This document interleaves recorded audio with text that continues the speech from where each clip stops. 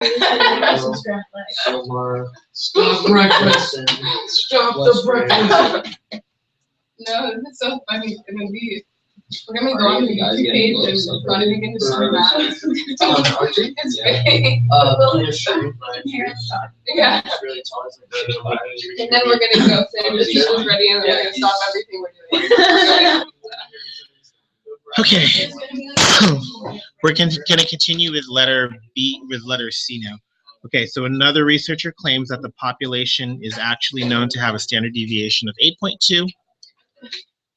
14B, 14C, I'm sorry, 14C. Calculated 99% confidence interval using this definition. It's very pointed that it's saying to use a Z interval. We should probably do what it says. But some other clues here is that the problem gives you a value of sigma. So if you remember, whenever they give you sigma, then you are to use a standard normal distribution.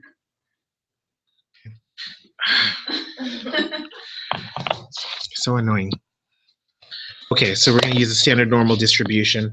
So first of all, we're going to have to figure out our margin of error. And if you remember correctly, our margin of error is going to be equal to, get out of the way,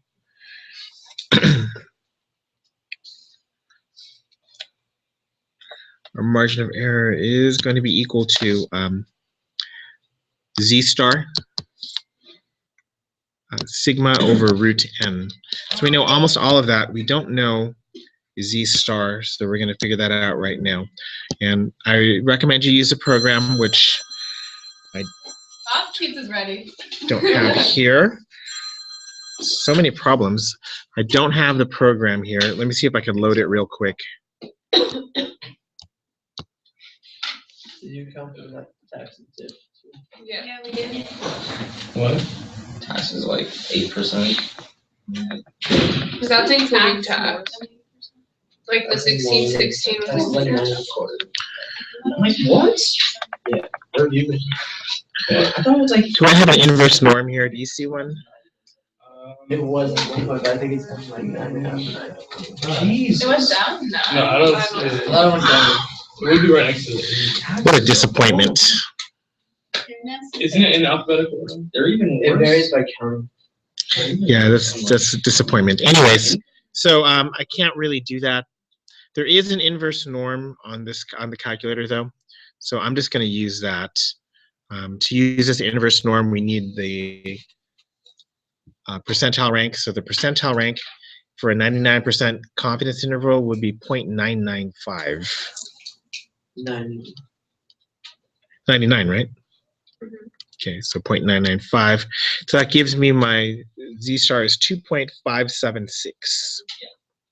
So we got 2.576. So basically you're doing the 99% plus half of the rest of it? Yep. Okay. And what else are we doing here? 8.2 Divided by rad 16. And what does that calculate to? Hold on. 5.280 or 281. 5.281?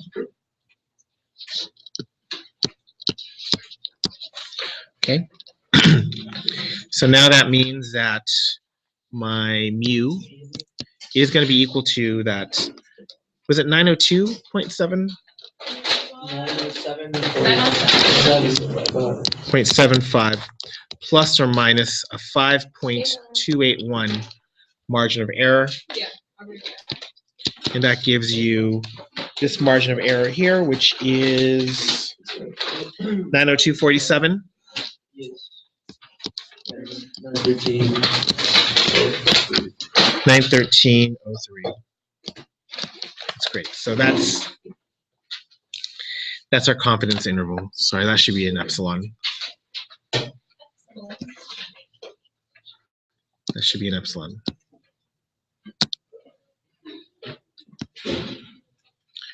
I'm just going to check and make sure that we're still recording. And it looks like we're still recording.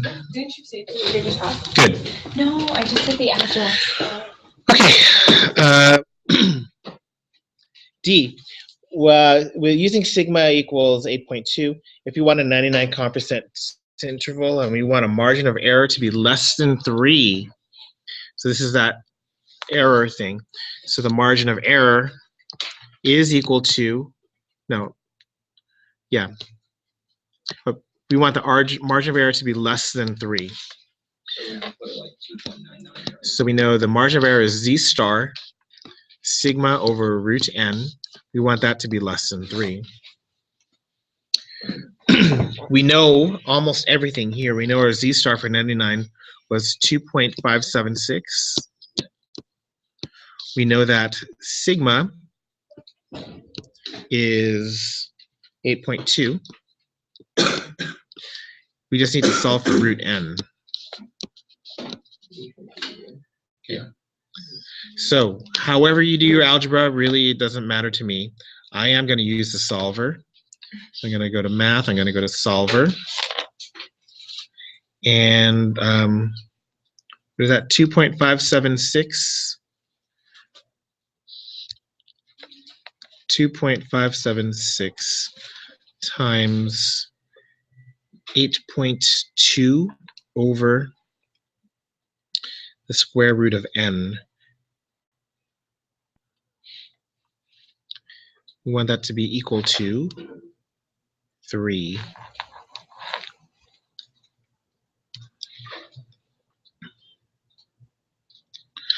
Okay, so really important here that right now, that's not the answer. Maybe it is the answer, but I don't know. What you need to do is start off by putting an estimate. Attention skateboarders. Attention skateboarders. If I walk up there and you have a skateboard, it will be confiscated. So you might want to get off campus while the getting's good. I don't know that, like, I think that interpreted as 2.576 times 8.2 and the whole thing divided by. It worked. It's fine. It's the same thing. Oh, because like when I do it like that. did it and then just put it in fractions. I actually did the math. Oh, you shouldn't get the same number here. I still have to do it. So I'm going to put an estimate here, and my estimate's just going to be 100. Why 100? I don't know. I just know it's not negative. It can't be. So 100, let's figure out what that is. Alpha, enter, 49.57. Okay? Just press alpha cell. That's what I got the first time when I. Okay, so 49.57. So if you do this algebraically, what happened here? Oh, where did all that work go? Did it erase the work we did? Oh, we didn't do any work yet. T. Oh, yes, we did. Oh, God. So what we've actually found out is that, and I forgot the number now, 49.58. If you solve this, you're going to get 49.58. Should be less than n. Okay. So that means we should be rounding up. N, sample size, should be 50. Why'd you pick 100? I needed to pick a number. Like you said, does it not necessarily matter? You need to put in a number that makes sense. Okay, so you can put like 150 or something. I'm sure 150 would have worked fine. Yeah, go ahead. Oh, I just Go ahead and go to the pizza time, please. There are paper towels over there.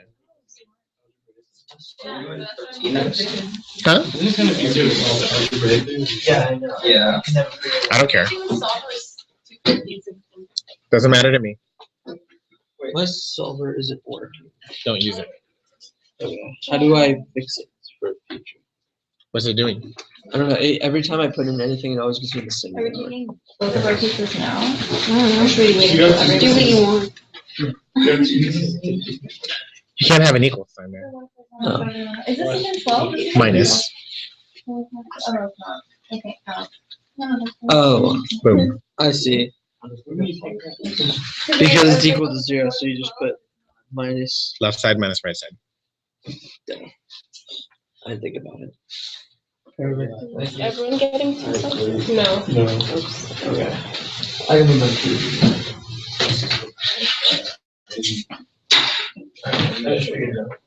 So now you do put in. I'm so glad pizza worked out. Can we triage a little bit? What number should we do next? 13? Okay, so let's look at 13.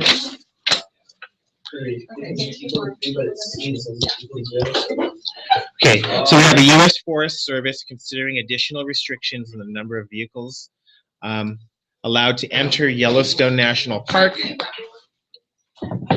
To assess public reaction, the service asks a random sample of 150 visitors if they favor the proposal. 89 says yes.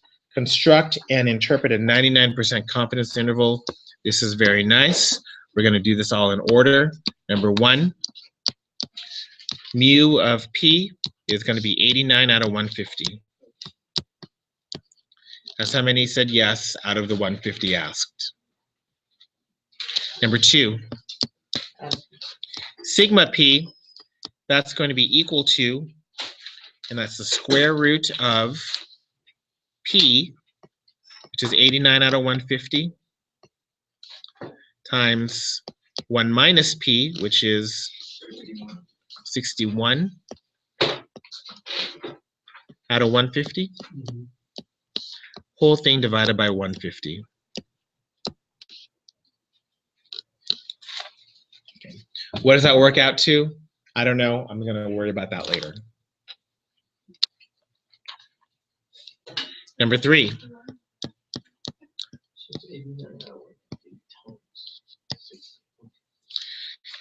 Sampling distribution is normal because, and then we're going to take a look at n times p, and that's going to be equal to 89, which is greater than 10, and n times 1 minus p equals 61, which is also greater than 10.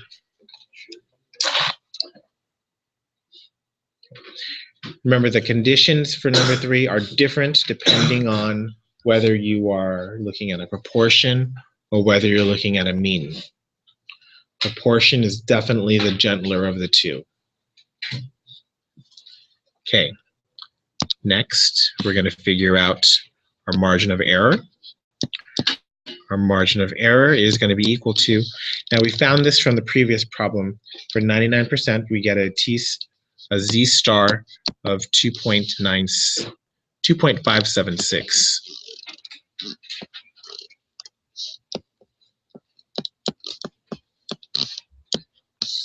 So it's equal to 2.576 multiplied by 89 out of 150. Someone have 89 out of 150? 0.593 repeat. 0.593?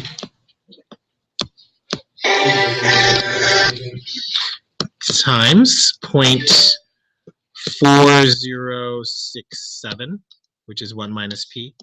The whole thing divided by 150. So the margin of error equals, and now I need a number for this one.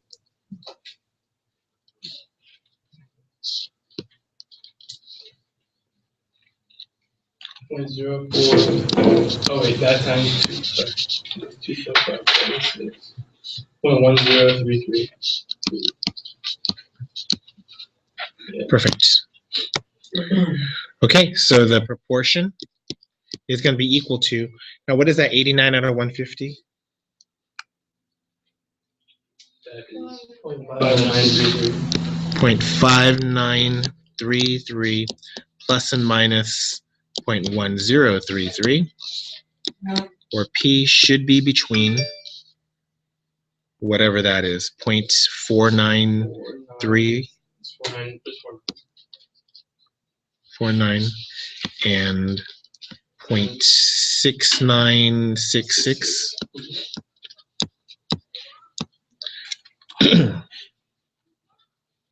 That's much nicer, isn't it? Yeah. Amen to proportions. That was very simple. Yeah, definitely the proportions are the easier of the two to do. All right, so that's 13. I'm looking at our set of problems. The next one I see is either 11 or 6. Let's go to 6.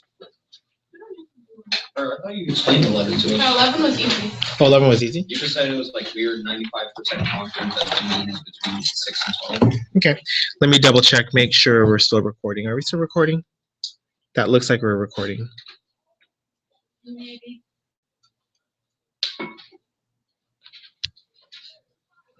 Hello? Why is it look like that? Why are you frozen? Why am I frozen? What's going on here? You're on song. Wait, are you Let's- sure it's even screen capturing? I don't know, it's supposed to be screen capturing. Now it is.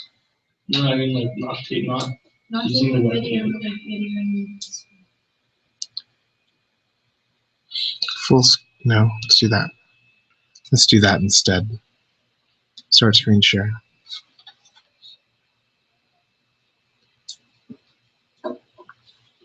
That looks weird. I don't think it was recording the screen. I don't think it was either.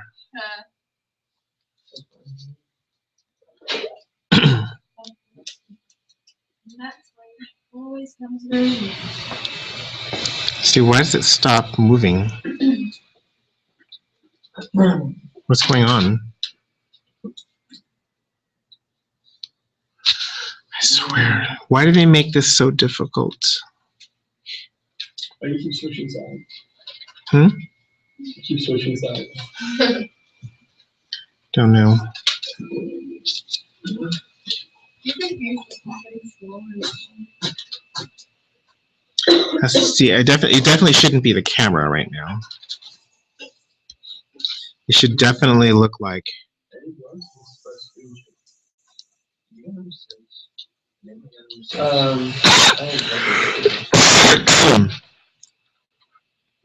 It should be that. Present to everybody. Oh, this is. Isn't it the T interval and kind of like number 14? Yeah, you just plug in those values. Yeah, it's just like. All right, let me just try to do that. Okay, so I'm not sure what's going on. I'm just gonna. It's supposed to be working. Are you guys doing anything for this video? This is so bad. Yeah. Okay, let's take a look at 6 then. 6. The level of dissolved oxygen in a river is an important factor in the river's ability to support aquatic life. You collect 20 milliliter water samples at 15 randomly chosen locations along a stream and measure the dissolved oxygen. Here are the dissolved oxygen levels. Okay, so let's put these into our list. These oxygen levels. We're going to clear that. And let's put them in. What do we got? We got 4.53. We got 504. We got 329. We got 523.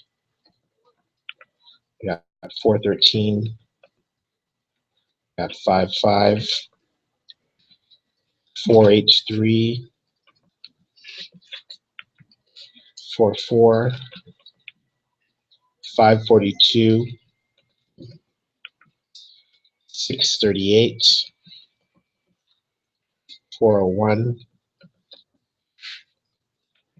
466. 287. Whoa. I hope it's not a low outlier. 287, 573, and 555.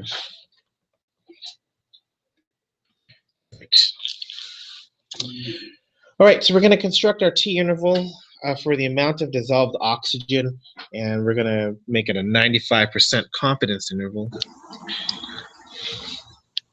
I'm still bothered that this looks like this.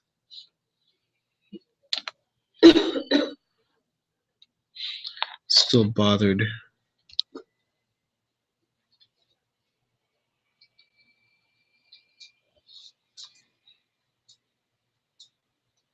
Where's my mouse? There we go. Okay, so that kind of looks like all right.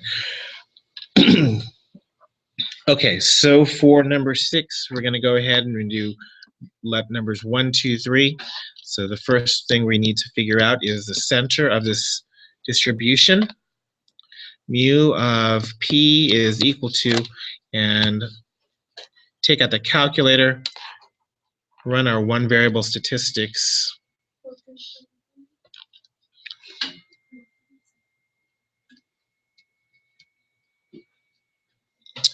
4.772.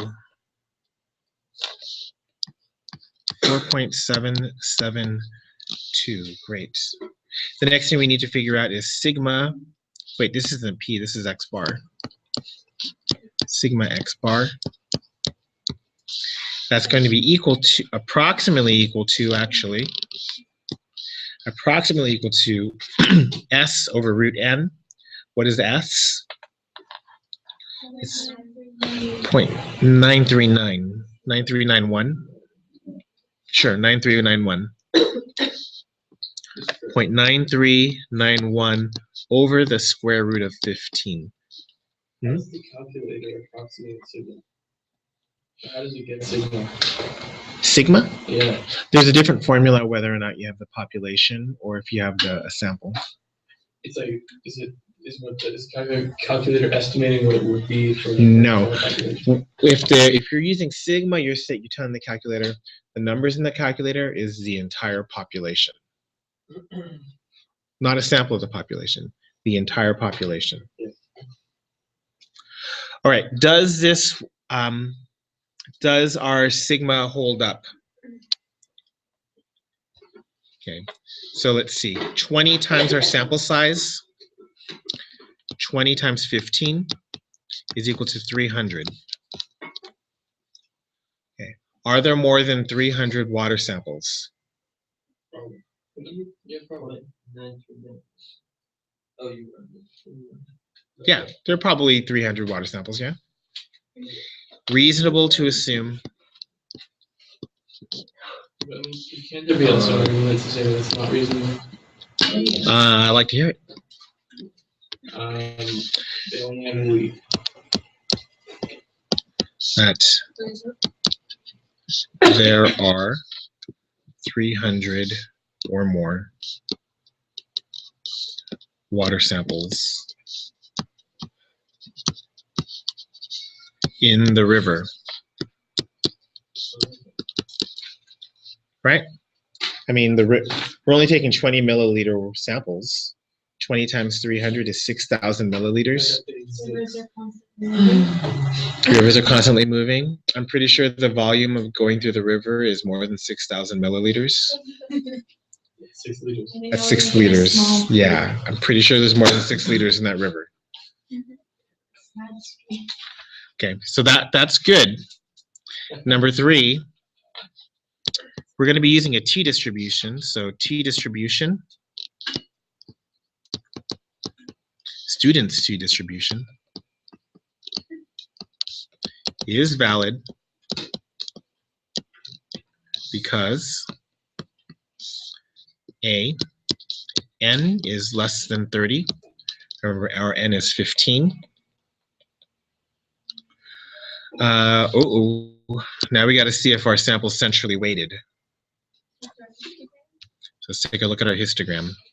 Second stat plot histogram for sample 1. Zoom stat. Oh, that looks pretty centrally weighted.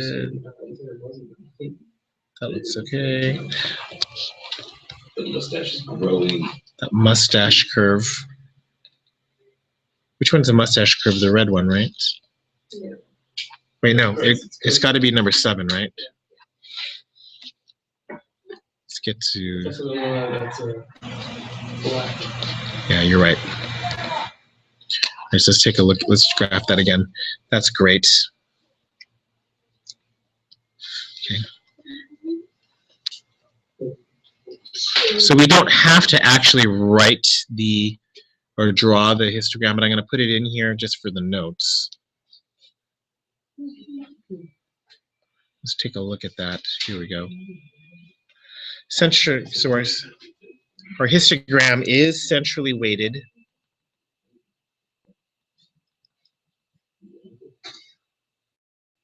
Histogram is centrally weighted.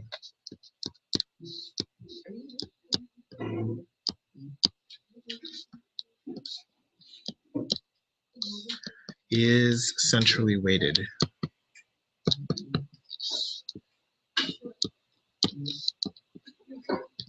Are there any outliers? It doesn't look like it from our histogram, right? It is super easy to tell if I make a box and whiskers plot. Let's go ahead and do that. Box plot is, we want the one that shows outliers.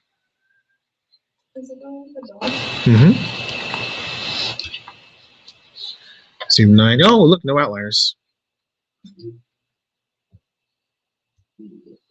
Great. If the first quartile and third quartile are about equidistant from the median, you know it's centrally weighted. That's a pretty good way of looking at it too. That's not the only requirement though. So no outliers. Good. All 3 of those things are good. We're good to go with this. Let's figure out our margin of error. Our margin of error is equal to, we're using a t distribution, and we have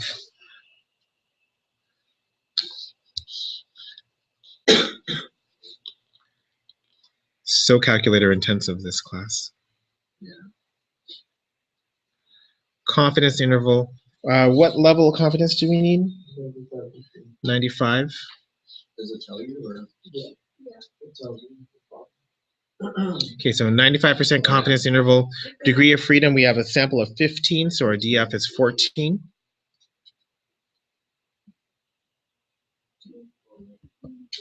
$2.145? I believe you. 2.145 multiplied by S over root N. What was S again? 9391? Yeah. I guess.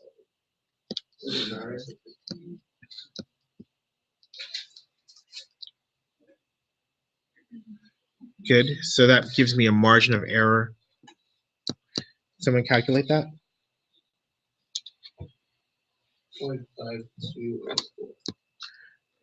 5204. Good. And so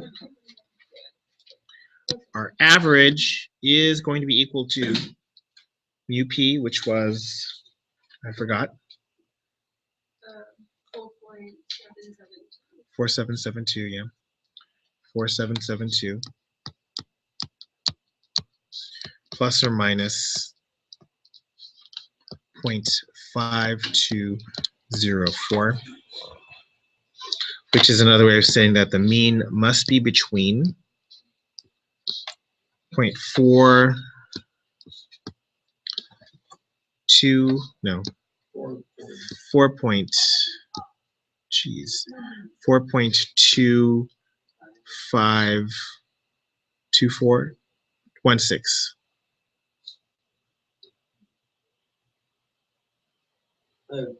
Oh. His numbers were off. It was 0.5201 for the instead of 0.4. 0.1? And then so it was 4.25 1 or 4.25. 252. Yeah, good. I should fix it up here then. 4.252. Oh, no, that one's fine. I'm saying for the. Oh, 4.772. Yeah, that's fine. But I'm saying for your answers. Oh, 4.772. Yeah, that's fine. And this is 252 and 5.2921. So we know the mean is somewhere in that range. Okay. So what does this mean for this? We are 95% confident.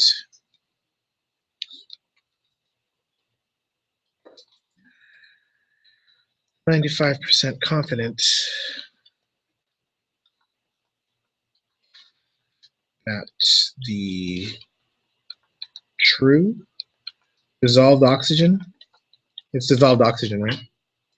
Yeah.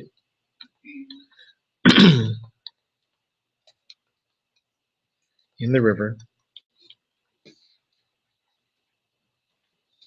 is between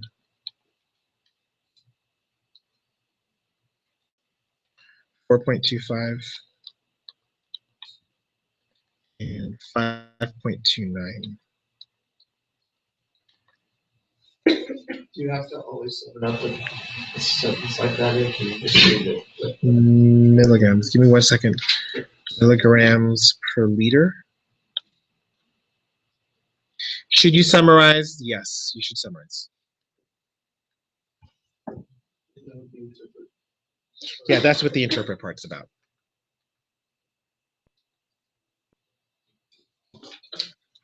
Okay. That's 6. So is it 10N has to be less than N, or is it 20N has to be less than N? It should be 20. Okay, because here it says 10. Yeah, remember what I said, like when we switch textbooks, they kind of change it a little bit. Okay. When does 20 have to be less than 1? Whenever we're looking at means, 20N less than N is going to guarantee our standard deviation formula. 20 times smaller. 20 times the sample size should be less than the entire population, which is another way of saying less than 5% of the population. That brings us to 7. Polling organization announces that the proportion of American voters who favor congressional term limits is 64%, with a 95% confidence margin of error of 3%. This is a multiple choice. Okay, this is really poorly worded. So we have a confidence level of 95%. Remember, that means it's the success rate at which this method captures the actual mean. Okay, so if the poll were conducted again in the same way, there's a 95% chance that the fraction of voters favoring term limits is between 61 and 67. Now that's not correct. There's no chance involved. There's a 95% probability that the true percentage of voters favoring term limits is between 61 and 67. Again, no, there's no probability involved. Either the population, the actual proportion is between 61 and 67, or it's not between 61 and 67. It's not a probability. C, if the poll was conducted in the same way, there's a 95% probability that the percentage of favoring term limits in the second poll would be within 3% of the favoring term limits in the first poll. That is absolutely gibberish. D, among 95% of the voters between 61 and 60, no, that's not true either. And 95% has nothing to do with the sample or the population. Yeah, it doesn't have anything to do with chance or probability. Yeah. It's just like, oh, we're 95% sure. Okay, none of the above. None of those are good. Tell me the answers is actually that. Yeah. The actual interpretation would be the method used, or we used a method, the actual interpretation.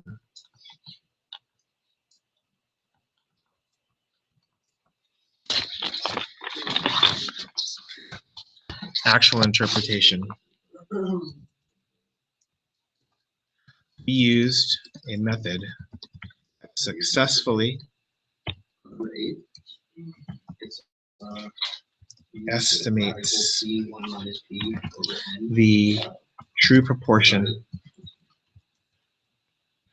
of voters favoring term limits.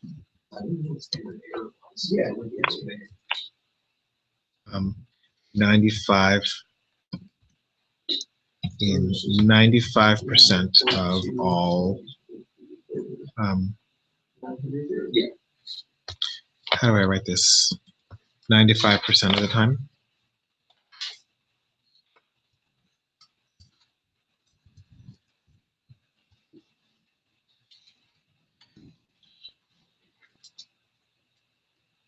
So basically, if we're gonna do it over and over So all again, standard like and 95% of the time, the. Yeah, I'm pretty sure. Mhm. That goes for like number 11. That probably goes to Oh, the yeah. middle. Whenever it's Oh, yeah, it's like I can't really can't hear you. Okay. Could you not say we are 95%, so then the true proportion of voters favoring term limits is between, and then. No, that's fine. So you can write the exact same thing like this. Sure. Oh, But then you have that. Or we are 95. The hell just happened? We are 95% confident that the true proportion of voters favoring term limits is between 61 and 61 and you said 67%? Yeah. But see, the problem with this is you're trying to define confidence with the word confidence. So it's a little strange. I'm not an English teacher, so I don't really, I'm not 100% worried about that. But yeah, using the word confidence to interpret a confidence interval is kind of strange. So basically, true proportion just means as true as it gets. No. You have to believe there is only one true number, right? And that one true number, like let's say we're talking about a county with 1,000 people in it. You could ask all 1,000 people how many of them, or if whether or not they support term limits. That'll be an actual number. But that's not what we're doing. We're estimating what that number is based on a smaller sample, smaller than 1,000, not bigger than 50 probably. Okay. So we're taking a small sample and we're using a method, and 95% of the time we're going to get a method where the actual number is inside our interval. Right. And so basically, like the whole definition was like, if we were to repeat that sample, like, or take another sample over and over, all of that's like encapsulated in the word confident, and we don't get any of it from that. It's a very good way of putting it, actually, yeah. I like to encapsulate things all the time. What was the last thing I encapsulated? Would John Glenn have been encapsulated in Mercury 7? No? Probably. Would you say he was encapsulated? I would say. Yeah, I would say he was encapsulated. He was in the capsule. It's a pretty nerdy joke right there. Okay, anything, what else do you want to look at? Whoa. We're good with 1? We're good with 2? We're good with 3. No, we did 3. Number 9, we're okay with 9? Yeah. 10, margin of error. 10 is a little bit weird. Let's just make a drawing with 10. Isn't 10 you can just put in the calculator, right? Wait, I'm not looking at 10, I'm looking at 5. Oh. Why did I say 10?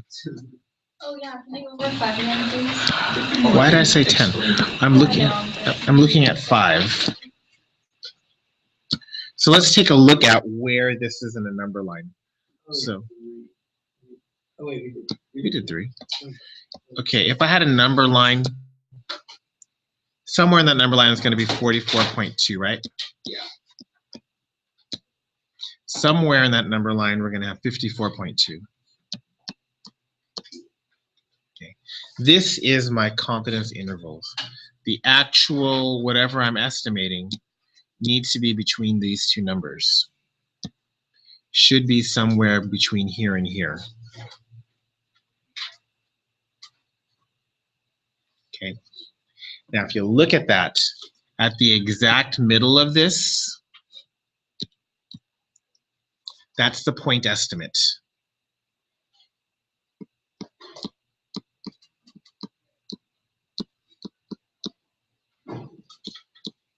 Which in our case is X bar. Furthermore, if you figured out that point estimate, this distance right here is going to be a margin of error. This distance over here is also going to be a margin of error.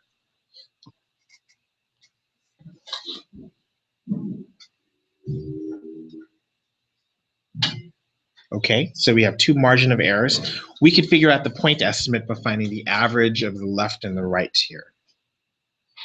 Okay, so what is the point estimate? So the X bar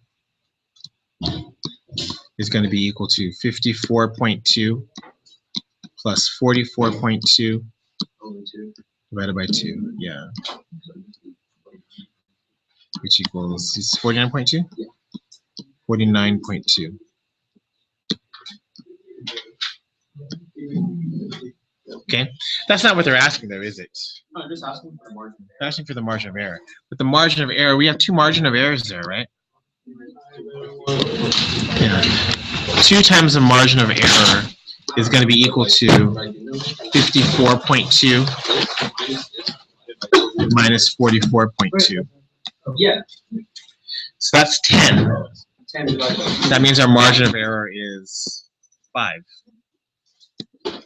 So it's going to be half of the first one. Okay. Did we need to know the point estimate? No, not really. You just need another function. Will you need to know the point estimate tomorrow? Possibly. How do I nudge this guy up? Nudge.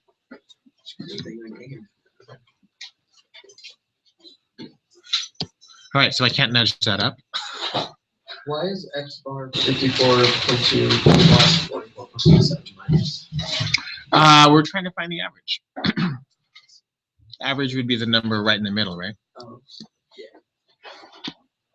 Okay. Oh, I'm confusing it with.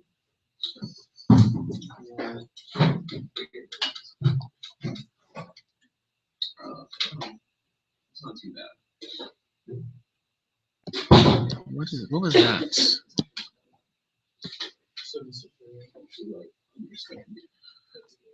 What just happened here?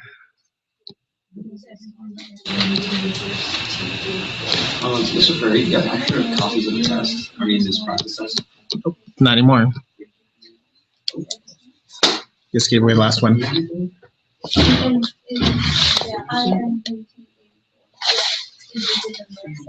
Yeah, it's the last one. Okay. That's cool. Number 5. We did number 6. We did number 7.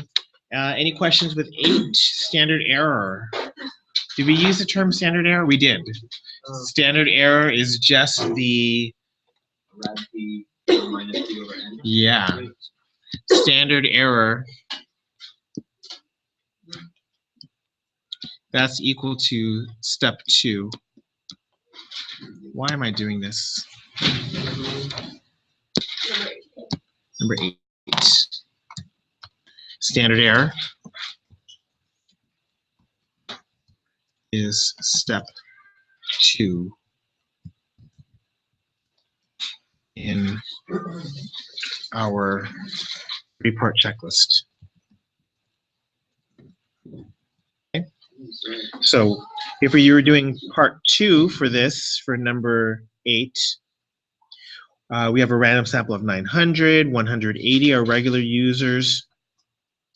So the standard error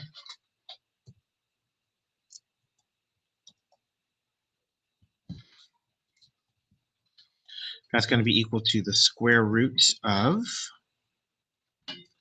what's the first one? 180 out of 900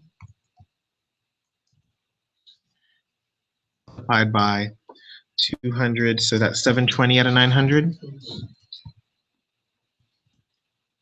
The whole thing divided by 900. In other words, sigma P. Sigma p, yeah.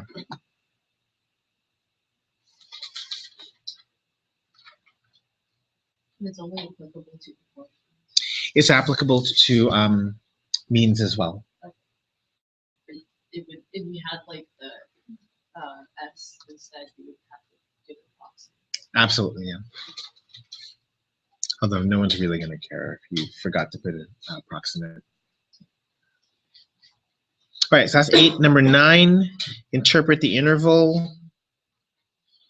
Canadian beer drinkers. You guys ever watch Strange Brew? I used to love that movie when I was like in 6th grade. Kind of. It's about drinking beer and like robotic hockey players. Or no, brainwash hockey players. What's not to love? Good question. Interpret. So what we're saying is that the true proportion of Canadian beer drinkers who prefer Red Lion, or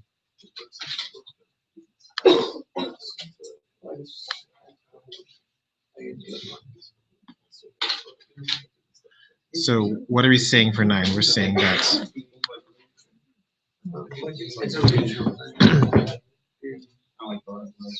so we are, we'll do this in a couple ways. So first of all, we'll do the standard one. We are 95% confident that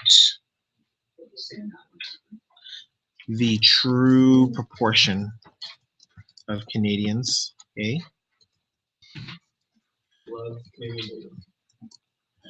who prefer Red Lion is between 23.6 and 28.2%. That's usually not that helpful. Okay, so another way of looking at it is we estimate the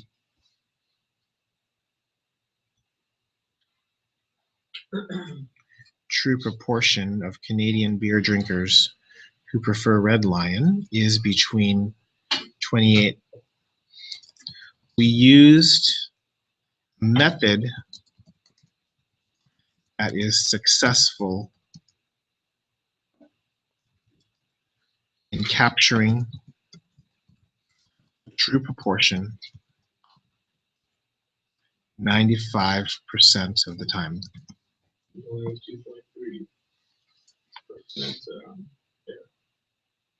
2.3%. 2.3 error? Yeah. Okay. I don't know if that's important.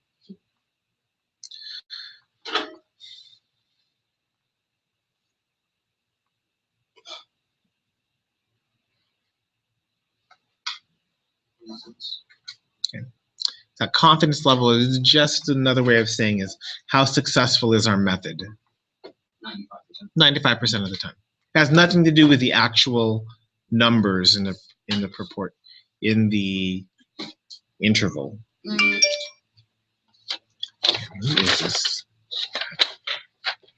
So when we're answering, we can just put the top, the first answer. If you had to write it out, yeah, that's fair enough. That assumes that we know what confidence means.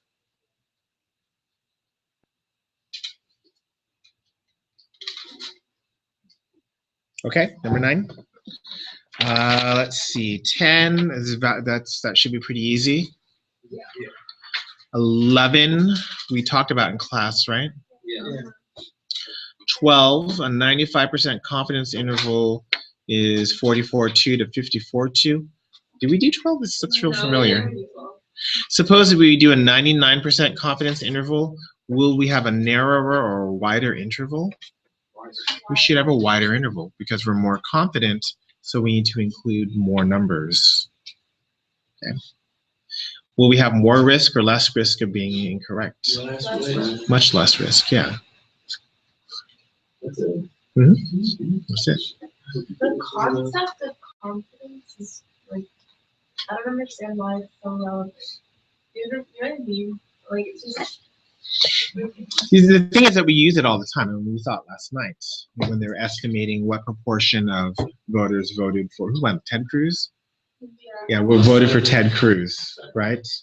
They gave you, 50.8 with a margin of error of 0.92, right?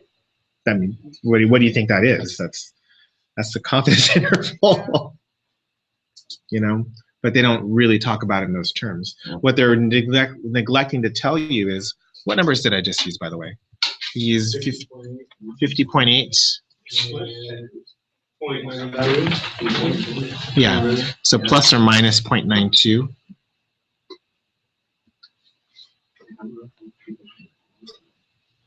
I guess it does make a big difference because last night it really was. 0.92. So what we're saying is, we're not saying that the proportion of people who voted for Cruz was 50.8. We're saying that whoever voted for Cruz must be somewhere between, and I don't have the math here, 49 points. That's 49.88 and 51. 51.772. We're saying that we're somewhere in there. We don't know where in there, but we know we're in there, and we have some level of confidence. In this case, you'd probably want to be really confident. You'd probably want that 99% confidence interval. Okay. Which means that if we're two candidates that are close enough to each other, then you don't know you don't really know. Depends on the margin of error. Right, I mean, this right here tells me that I'm not sure that Ted Cruz won. Maybe he got 51% of the vote. Maybe he got 49.9% of the vote. I can't tell. But as soon as that confidence interval goes completely over 50%, that he won. As soon as that confidence interval goes completely below 50%, he lost. But he didn't lose, he won, right? That's what that means. Okay? Usually you'll see in the fine print that confidence level. It's kind of hard to look for. Anything else you want to go over? I think we just went through everything. Okay, let's check Google. How's Google doing? What is that?